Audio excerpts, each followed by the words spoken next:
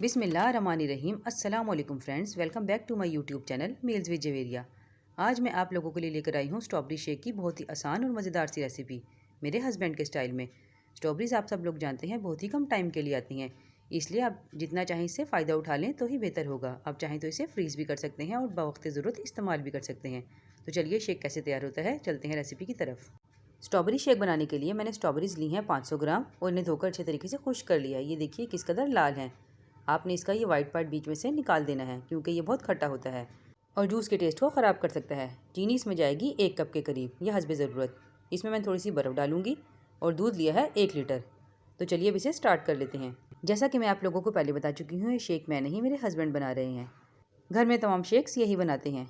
तो ये देखिए इन्होंने स्ट्रॉबेरीज इसमें ऐड कर दी हैं और इसमें ये हाफ़ चीनी ऐड कर रहे हैं। दूध भी इसमें पहले हाफ़ डालेंगे, इसे अच्छे तरीके से ग्राइंड कर लेंगे, फिर बाकी का हाफ़ दूध और चीनी भी ऐड कर देंगे ताकि इसकी मिक्सिंग बहुत अच्छे तरीके से हो जाए और बिल्कुल फ़ाइन बनकर तैयार हो। एक साथ ही आप दूध और चीनी ऐड कर देंगे तो ये इतना फ़ाइन नहीं तैयार होगा। अब ये इसमें बर्फ़ ऐड कर रहे हैं। बर्फ़ ये इसमें ज़्यादा ऐड कर रहे हैं क्योंकि इससे शेक में बहुत अच्छा सा क्रंच भी आ जाता है जो कि पीने में बहुत मज़ेदार लगता है। आप भी इस तरीके से ज़रूर बना के देखिएगा, यकीनन आप लोगों को भी ये बहुत पसंद आने वाला है।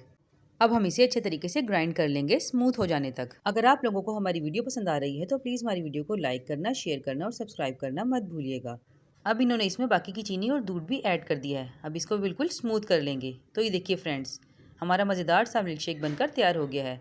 अब ये इसे कप में डालकर आपको दिखाएंगे कि कैसा है। ये देखिए, ये ना ही बहुत गाढ़ा है और ना ही बहुत पतला, इसकी बिल्कुल नॉर्मल कंसिस्टेंसी है।